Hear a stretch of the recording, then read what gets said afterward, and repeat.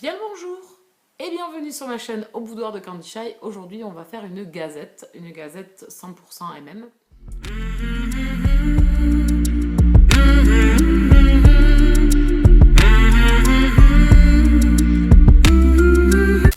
Désolée pour le look et tout, je me suis installée, je me suis dit je m'installe. Vous avez déjà eu la vidéo précédente où j'avais la même tête, donc du coup j'en profite pour avancer sur mes gazettes et je me suis dit ils prendront comme ça parce que j'ai pas envie de... Voilà, j'avais un peu la flemme. Bon bref, trêve de make-up et de beauté addict, on s'en fout. Je vais vous parler donc de 4 lectures. Les deux premières sont une duologie, donc je vais les mettre ensemble. Enfin, c'est pas une duologie, c'est une saga. Je vais les mettre ensemble pour vous donner mon avis global sur ces deux premiers tomes. Ensuite, une romance historique MM, un peu fantastique. Et le dernier, une romance contemporaine. Voilà, et les deux premiers, c'est pareil, MM fantastique. Un peu policier. Alors, les deux premiers dont je vais vous parler, c'est la saga Tiak Efrain, donc le tome 1, alors qui s'appelait La bête de Maud Min Moore. Je vous mets la photo, hein, comme ça vous verrez hein, par vous-même. Et le deuxième qui s'appelait, désolé je cherche sur le téléphone parce que je ne me rappelle plus des titres, Les disparus de Falmouth. Voilà, donc de Harper Fox. Ici, on est dans une enquête policière où on va suivre un policier et un médium qui vont se rencontrer et qui vont en fait enquêter. Donc, dans le premier tome, Bodmin Moore, là, ils vont enquêter sur une disparition. Donc, qu'est-ce qui s'est passé? Et en fait, le médium a des dons où il peut ressentir en fait les morts, entre guillemets, ce qui se passe au-delà du réel. Ça commence bien cette vidéo. Je le sens bien ça. Je sens que ça va être d'un brouillon monumental. Bon, on continue. Donc du coup, Tiak et Efrain vont enquêter sur cette première enquête. Et puis après, on aura donc les disparus de Falmouth sur le deuxième tome. Donc c'est des histoires qui sont assez courtes. Ils font 160 pages chacun.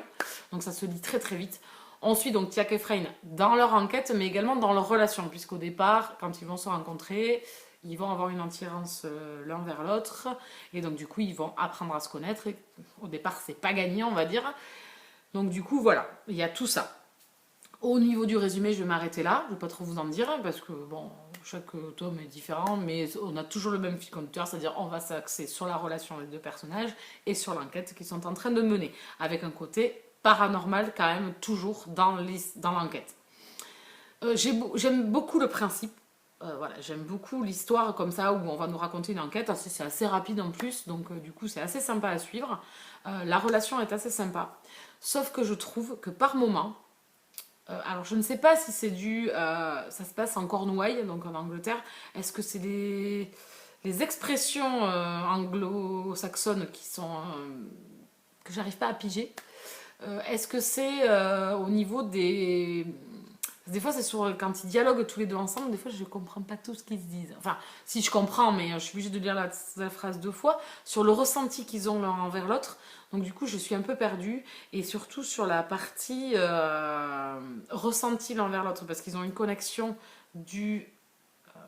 on va dire, que l'un des deux s'ancre à l'autre pour passer du côté un petit peu paranormal. Donc du coup, là, j'ai du mal. Alors, je pense que c'est mal expliqué ou moi j'arrive pas à me projeter et à vraiment me mettre dans ce qu'on me raconte. Donc du coup ça m'handicape parce qu'il y a des fois je lis 3 fois la phrase, je me dis ouais ok mais non je comprends toujours pas. Donc du coup je trouve assez brouillon sur ce côté-là et je trouve un peu voilà c'est assez décousu, c'est assez tranché. On dirait qu'il manque des phrases, on dirait qu'il manque des moments pour avoir la totale compréhension de l'événement qui se passe devant nos yeux en fait. Je sais pas si je suis assez précise.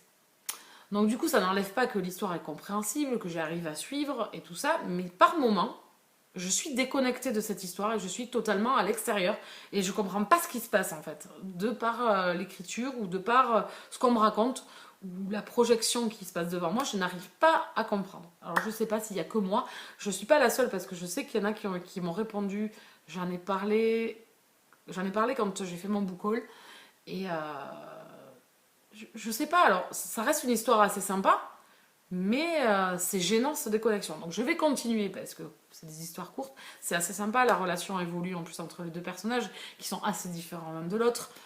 Il y a beaucoup de préjugés sur l'homosexualité, donc il y en a un des deux qui était vraiment dans le placard, au fin fond du placard même. Donc du coup c'est vraiment assez sympa la relation. Les enquêtes sont assez sympas, ce côté paranormal, mais je trouve que l'auteur n'approfondit pas assez quand elle passe du côté paranormal. Elle nous balance des choses, mais on dirait qu'il nous manque des informations pour qu'on comprenne totalement en fait ce qu'elle veut nous dire. Voilà, j'espère que là j'ai été plus précise. Donc du coup ça reste sympa, mais malheureusement je reste par moments un peu à l'extérieur et je comprends pas tout. Mais c'est assez sympa quand même de suivre ces enquêtes et c'est assez sympa de suivre ces deux personnages. Donc du coup je vais continuer quand même avec le tome 3 et je me déciderai à la fin du tome 3 si je continue ou pas et si je ressens toujours cette exclusion au niveau du manque d'informations que j'ai par moment et que je comprends pas ce qui se passe en fait. Il faudrait qu'elle parte du principe qu'on a compris en fait. Mais non, en fait non, je n'ai pas compris. Donc je lui mets un 14 sur 20 pour les deux tomes. Voilà. L'autre roman dont je vais vous parler, c'est... Alors je cherche aussi parce que les titres sont un peu à rallonge et donc du coup ça fait un moment que je les ai lus. Donc je ne me souviens plus. Hein, c'est pas grave, vous restez avec moi. Alors, je vous parle Les Héritiers, le tome 1, Le Prêtre d'Anubis de Moira Verdandi chez Mixem Bookmark. Et donc ici on est dans de l'historique fantastique elle-même. Et je dirais plus young adulte, parce que les deux personnages sont quand même relativement jeunes. Enfin, le personnage principal est relativement jeune. Donc on est catapulté au siècle des pharaons, où on va suivre un jeune prêtre, qui va être sous la coupelle d'un grand prêtre, et il va mener une enquête lui aussi. Voilà, donc ils mènent tous des enquêtes. Hein. Donc il va mener une enquête. Alors là, pareil, l'histoire est assez sympa parce que le fait de se retrouver au temps des pharaons avec ces personnages-là du temps comme ça, plus une romance un petit peu MM, c'était assez sympa. Pareil, il doit me manquer des trucs où j'ai pas compris. J'ai pas tout compris sur pourquoi ce jeune homme. Parce que ils ont absolument besoin de lui, il faut que ça soit lui. Qui mène l'enquête et tout, mais moi je me suis dit du début jusqu'à la fin, pourquoi pas le pharaon, pourquoi pas le grand prêtre. Non, c'était ce jeune homme. Et donc j'ai pas trop compris pourquoi lui plus qu'un autre, on sait pas. On sait pas. Puis j'ai eu du mal à apprécier les personnages, j'ai eu du mal à vraiment m'imprégner de ces personnages, de leur caractère, de leur façon de voir et de voir comment elle avait créé son univers. Voilà, il m'a manqué de description pour comprendre le tout, malheureusement. Alors, est-ce que c'est que moi, pareil, si des gens l'ont lu, venez en discuter avec moi pour voir si vous avez ce même ressenti d'être exclu, encore une fois, de l'univers et de ne pas m'être attaché au personnage. On a une fin, alors je sais pas, on rebondit sur quelque chose pour le tome 2, je suppose. Les émotions qu'a le personnage principal, puisqu'il a une attirance pour quelqu'un, on la sent pas en fait. J'y ai pas cru. C'est juste un désir en fait. Il m'a manqué d'émotion et je pense que c'est aussi pour ça qu'à la fin, on va rebondir sur autre chose. Et donc, du coup, je pense que c'était voulu par l'auteur, mais que du coup, moi, le personnage principal, je l'ai pas toujours compris. Je n'ai pas trop compris la relation. C'était. Voilà. Et je pense que c'est fait exprès pour le tome 2 pour vraiment avoir une vraie relation, je pense, derrière ça. Voilà. Donc, du coup, j'ai lu ce tome 1 qui est facile à lire et qui est original par le fait qu'on soit voilà, au pays des pharaons, dans une romance elle-même avec un jeune homme. Mais j'ai pas compris pourquoi c'était lui plus qu'un autre, pourquoi c'était lui, la quête dépend de lui. J'ai pas trop compris. Voilà, pourquoi lui, alors qu'il n'a pas plus de pouvoir que le grand prêtre, qu'il n'y a pas plus. Après, ça se fait, c'est vraiment une équipe, un peu genre à la Seigneur des Anneaux, ils sont plusieurs hein, en fait à devoir être liés pour réussir leur quête.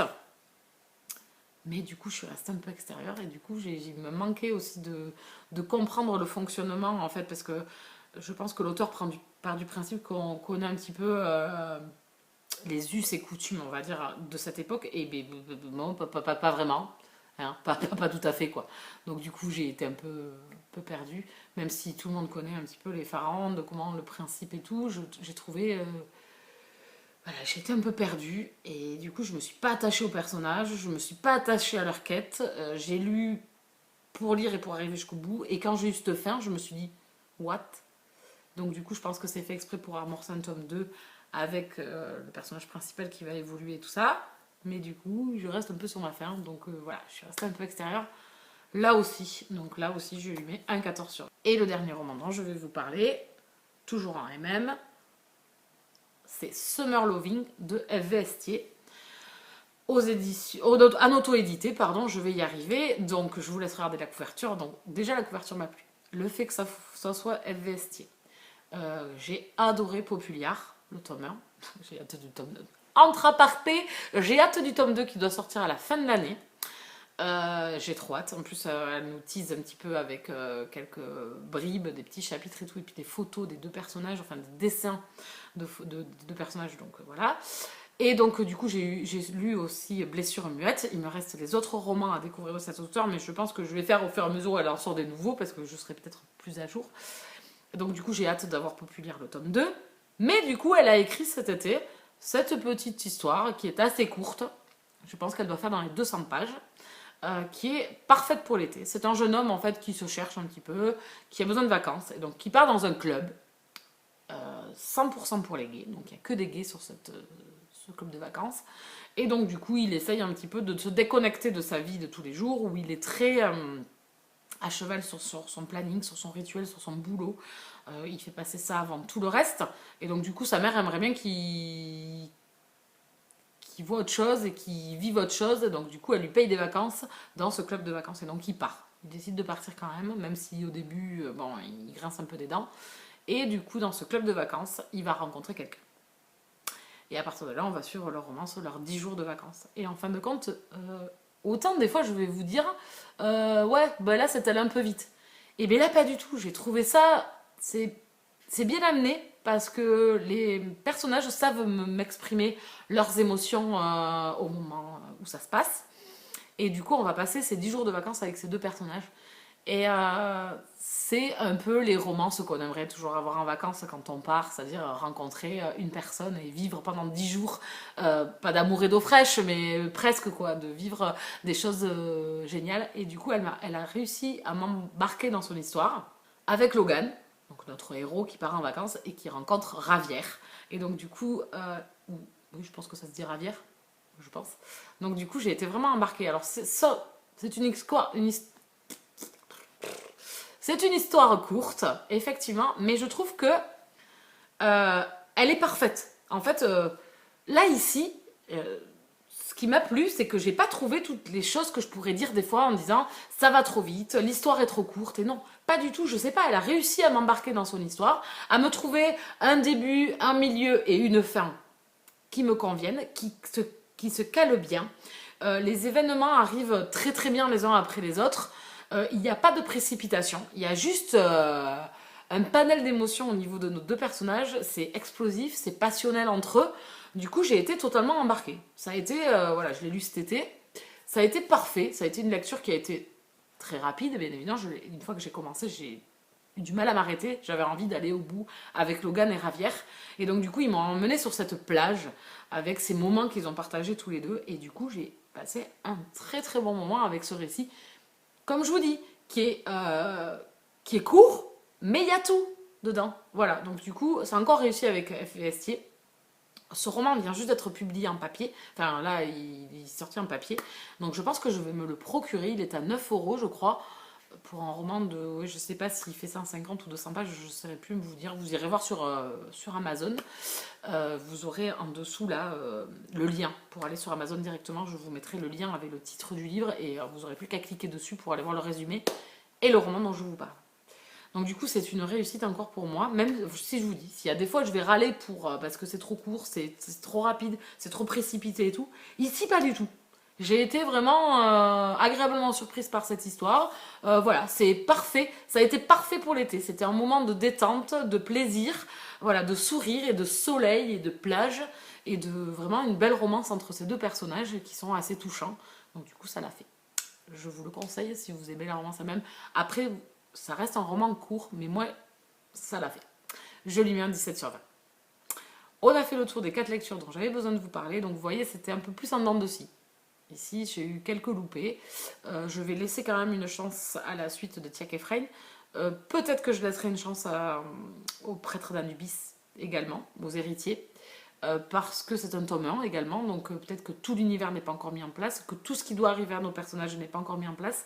Donc du coup, ça reste un tome 1. Donc je pense que je laisserai la chance peut-être à la suite pour vraiment m'imprégner un peu plus de ces histoires. Je vous laisse là, comme d'hab. Hein, moi, je vais aller vaquer à d'autres occupations. Je vous redis encore une fois, un petit pouce, ça fait toujours plaisir. Allez, s'il vous plaît. N'hésitez pas à vous abonner sur la chaîne et à cliquer sur la cloche pour être averti des publications. Ou mettre un petit commentaire pour venir discuter avec moi sur ce que l'on a parlé. Enfin, bon, j'ai été quand même relativement seule pour parler. Donc du coup, n'hésitez pas à venir discuter avec moi en commentaire. En attendant, je vous laisse là et je vous souhaite de très très bonnes lectures. Bisous câlins!